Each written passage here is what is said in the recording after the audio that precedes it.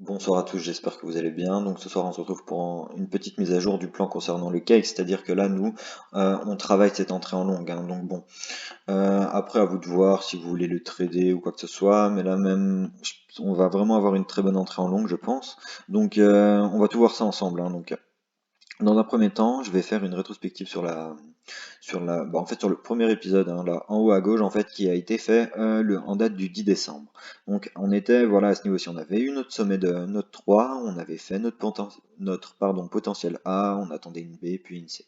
Donc, bah écoutez, on avait du coup placé notre objectif de retracement aux 50%, étant donné qu'on avait une faible 2, pardon. Et bah écoutez, pour le moment, bah, tout se passe bien. Donc c'est-à-dire que là, pour le moment, j'ai eu mon rebond de B, donc qui est en train de se faire ou qui est potentiellement déjà fini. On va voir ça ensemble. Mais ouais, c'est vrai que c'est pour ça que je fais une vidéo, hein, parce que là, en fait, on va voir les différentes figures de correction qu'on pourrait avoir et voir si on peut en fait affiner cette zone d'entrée en trade, hein. Donc c'est-à-dire qu'on va voir qu'il peut y avoir différentes zones d'entrée en position. Et on va tout voir ça ensemble. Bon, déjà là, notre vague B, est-ce qu'elle s'est terminée? Donc je vais essayer de passer un quart d'heure pour en horaire, est-ce que c'est suffisant ou pas?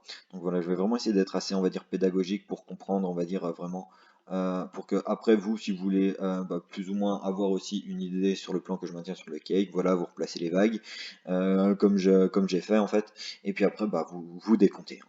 Mais bon, ici. Qu'est-ce qu'on doit s'attendre pour notre vague B? Notre vague B, elle doit, enfin, dans la majorité des cas, elle se construit en trois vagues. Donc, c'est-à-dire que, hop là, elle se construit comme ceci. Donc, je vais reprendre ma ABC, je vais mettre ça d'une autre couleur pour, voilà, que ce soit un peu plus visible. Et voilà. Donc, c'est-à-dire que ma ABC, hop là, elle se construit comme suit. Je ne vais pas revenir en fait dans les détails encore plus, on va dire dans les détails euh, des sous-vagues parce que sinon ça va faire une vidéo trop longue et c'est pas vraiment l'intérêt de cette vidéo. Mais je vais juste changer le degré, hein, pour qu'on, du coup je fais celle-ci, du coup on va mettre ça en sub pardon, hop là, et ça je vais même y mettre encore, voilà. Voilà, comme ça c'est parfait. C'est-à-dire que là, nous, pour moi, on est en fait encore dans cette baie, hein. Donc c'est pour ça, pas d'affolement, et on va voir si on peut retravailler ce rectangle en bas. Bon, notre vaccée là, elle doit, quel objectif elle doit aller chercher? Donc c'est-à-dire que pour moi déjà là, on est dans un décompte en flat. Bon, j'ai dit que je parlais pas des sous-vagues, mais c'est-à-dire qu'on fait une potentielle une A, une B et puis une C. Après ici, on fait une A, B, C, et ici on fait une 2, une 3, une 4, une 5. Bon, voilà, je vais pas aller plus loin dans ce décompte comme j'ai dit. Dans le cas des flats, alors flat ou WXY, hein, c'est-à-dire c'est pour ça qu'il y a différents TP, mais je vais montrer tout ça. Alors, dans un premier temps, dans le cas où on serait dans une flat, donc une flat, c'est une composition en 3-3-5. Euh, notre flat, on sait qu'elle va chercher les 90% de Fibonacci de retracement ou alors les 123 à 127% de retracement. Bon, du coup, c'est-à-dire que voilà, dans le cas de la flat, soit notre du coup vaccé peut potentiellement se finir au niveau des 90, voilà, donc les 90 qui sont juste ici. Donc je vais juste un peu plus, voilà, zoomer pour que ce soit un peu plus lisible, voilà. Ou alors, on peut avoir dans ce cas-là soit un flat étendu ou soit un flat en running, et c'est-à-dire que la baie retracera en fait à ce niveau-ci. Donc bon, par la suite, si on voit que le cours il pète ce niveau-ci des 123-127, et ben il faudra en fait commencer à envisager un autre décompte, et du coup peut-être finir notre 3 violettes en fait à ce niveau-ci, on remettra ça à jour dans tous les cas. Bon, ça on a vu en fait les cas enfin les deux TP à attendre pour une flat. Après, on va essayer du coup, comme d'habitude, de faire une corrélation, c'est-à-dire mettre en corrélation le Fibonacci d'extension de cette vague C avec le Fibonacci de retracement de cette vague B, donc soit au 90, soit au 123, donc on va voir ça ensemble. Pour ça, je prends mon Fibonacci d'extension, hop là, je me place comme ceci en racine de A, je vais en sommet, je redescends en vague B, et qu'est-ce qu'on voit? On voit que les 100% corrèlent, alors, ce trait-là, en fait, c'est le trait des 85-80% de Fibonacci, et celui-là, c'est les 90. On voit que les 100%, ils corréleraient avec les 85% de Fibonacci, enfin 80-85. Du coup, dans ce 80-80,4, pardon. Dans ce cas-là, si on voit que notre vague C s'arrête là, alors on est potentiellement dans une WXY ou dans un zigzag. Mais si on voit du coup que le cours pète ce niveau-ci, alors on va privilégier cette TP d'extension des 161,8% de Fibonacci qui se trouve, on le voit, hein, il corrèle parfaitement avec notre zone des 123-127. Donc après, étant donné qu'on est dans un marché haussier, on va privilégier du coup quand même une running. Mais là, voilà. Là, en fait, vraiment, le niveau de retracement qu'on peut vraiment s'attendre, c'est soit ce niveau-ci, du coup, encore soit ce niveau-ci. Mais on voit que ce niveau-ci corrèle vraiment bien. Bon. Dans ce cas-là, imaginons qu'on finisse, on va voir du coup, on va déjà en fait aussi travailler notre vaccin, hein, parce que même on va dire avec des projections théoriques, on peut déjà en fait se donner une idée de quoi on peut s'attendre. Donc en plaçant notre Fibonacci d'extension, donc je me place comme ceci en racine de A, je vais en sommet, et là je vais simuler le cas où la flat se finit au 90% de Fibonacci.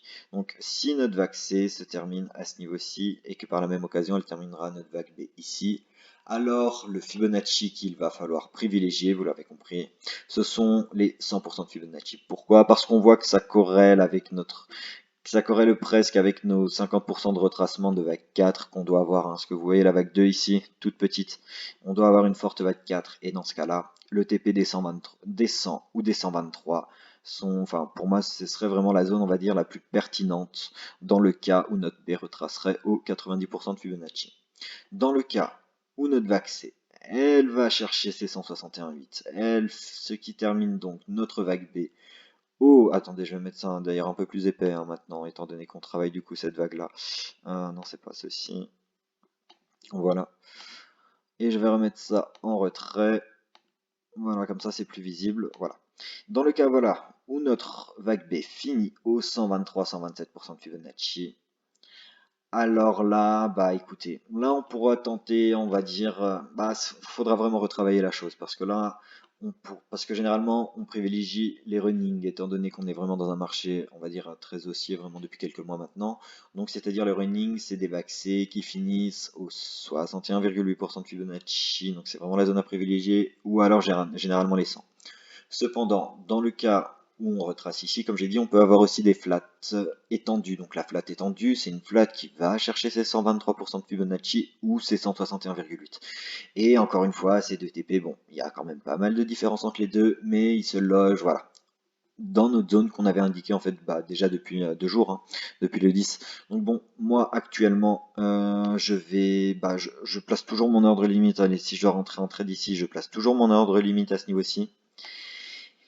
Et ah oui, et sinon, comme dit, hein, oula, c'est pas ce que je voulais faire. Sinon, comme dit, hein, je privilégie du coup, enfin, je privilégie pour le moment rien du tout. C'est-à-dire que là, je vais attendre en fait la fin de développement de cette vague B. Et une fois qu'on aura fini notre vague B, parce que voilà, je pense que quand la vidéo sera postée, ça se trouve on l'aura déjà fini. Donc bon, il faudra du coup replacer son Fibo avec le réel plus haut qu'on aura. Et on rachète dans ce cas-là, les 100%. On laisse voilà notre zone même là, étant donné qu'on se base sur les figures supérieures, donc là on se base sur notre 4, on laisse vraiment notre Fibo ici. Cependant, là j'ai tout dit pour le cas potentiel d'une flat, hein. Donc là on a vu les deux TP. Mais dans le cas où on serait soit dans une zigzag ou une WXY, donc là ça voudrait dire qu'on irait chercher, on va privilégier le TP soit des 61,8, étant donné que là on le touche déjà. Parce que je vais vous montrer ça tout de suite, hein. Donc quand je prends mon fibo de retracement, je me place ici et que je remonte comme ceci, on voit que les 61,8, vous voyez, on y est pile, hein. Il se trouve juste ici. Voilà, oui. Même le prix actuellement, quand je tourne la vidéo, est au 61,8. Donc bon, là, c'est des zones potentielles vraiment de retracement de zigzag ou de flat. Pardon, de zigzag ou de WXY. Donc bon, c'est-à-dire qu'on pourrait déjà en fait potentiellement placer notre sommet de C ici. Voilà, bon après peut-être qu'il faudrait redécompter le sous-décompte là et qu'on aurait autre chose, mais bon, j'ai pas envie de revenir dans les détails parce que sinon ça va prendre la tête et pour pas grand-chose. Alors, dans ce cas-là, dans le cas où on aurait, bon, je laisse schématiser avec une ABC en jaune, mais comme j'ai dit, hein, on est potentiellement dans une WXY. Donc, voilà.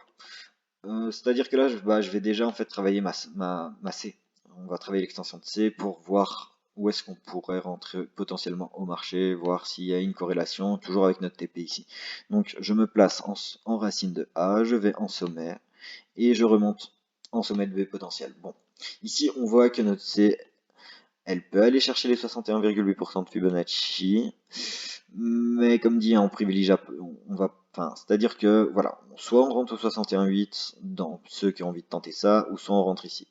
Mais bon, comme dit, moi je vais quand même privilégier cette zone-là. C'est-à-dire que moi, vraiment, si je dois rentrer en trade, je garde les 4,6, 4,7. Hein. Vraiment, je préfère vraiment me baser sur la vague 4 que en fait sur les petites qu'on a vu ici, parce que là pour le moment, en tout cas dans le cas où notre B finit ici, on n'a pas vraiment de corrélation.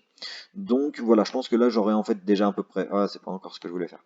Je pense que déjà en fait j'aurais à peu près tout dit. Hein. Bon, ça aurait été peut-être un peu rapide, un peu assez technique, mais je voulais vraiment revenir sur les possibilités de décompte qu'on pouvait avoir pour notre B et vraiment voir du coup vraiment bien travailler cette entrée du coup potentiel en trade.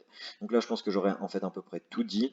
Voilà, on s'attend encore du coup à une potentielle extension voilà, de notre accès pour aller chercher une flat ou une WXY, ou alors si on s'arrête au 85,4, donc c'est-à-dire au 80,4, pardon, au 80% à ce niveau-ci, on serait dans une zigzag, mais bon, on reverra tout ça en temps et en heure, et bah du coup je pense que j'ai là cette fois-ci tout dit, du coup bah, je vous dis à très vite, soit pour les terres, soit pour le cake, et bonne soirée à vous.